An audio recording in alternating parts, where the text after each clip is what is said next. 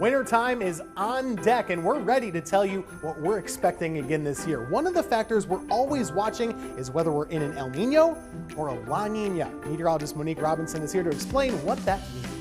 El Nino, La Nina, what is it? Well, in a nutshell, it is a reoccurring climate pattern that affects the water temperatures in the central and eastern Pacific.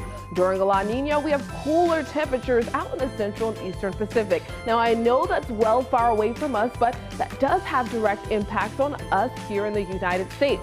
The jet stream, those are the winds way up higher in the atmosphere. Those tend to be a little bit farther north, and that affects how much storm activity we can expect to see through the winter season. We can expect less active storms in North Carolina due to that jet stream track.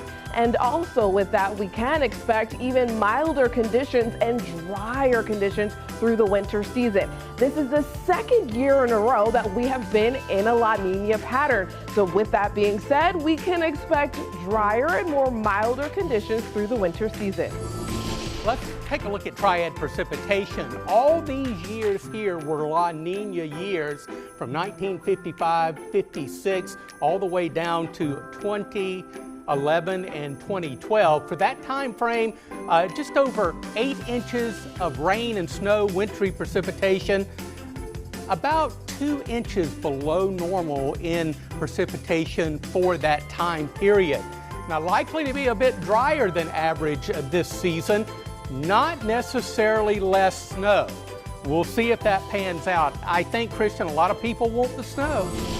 Yeah, maybe not as much snow, but we may end up saving on our heating bill. So let's talk about all these winters. The winter of 1955 and 1956, all the way up to the winter of 2011 and 2012. Those were double-dip La Nina years. What that means is basically the second year in a row that was a La Nina year, much like this year. And you average all those temperatures out, it comes up to a little over 41 degrees, which is about a degree above our average temperature. So lends itself to being overall a warmer winter. Now, of course, those temps are a bit above average, but you can still get some really cold days and you can still have some of those Arctic outbreaks. In fact, interesting to note, that winter of 1984 and 1985, that January, we had our coldest temperature ever recorded in Greensboro of -8 degrees. So overall, looking at a warmer winter, not to say we couldn't have some cold blasts here and there.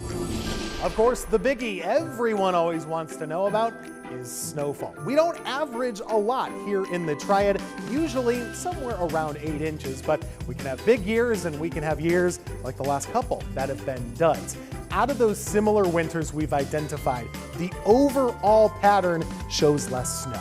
The average is about 5.5 inches. However, I will tell you there were a couple in there that had over 10 inches. But looking at the overall pattern and everything we know from looking at the data, we can expect near or less than average snowfall this year here in the Triad. And keep in mind, we can go through an entire winter and it might just only be 1 or 2 storms. So to sum it all up for you, here's the official News 2 winter forecast for this year. We are expecting less precipitation than usual, temperatures at or above average, snowfall and ice at or below average. But keep in mind, we can always get that one storm that can make an entire winter. Be ready.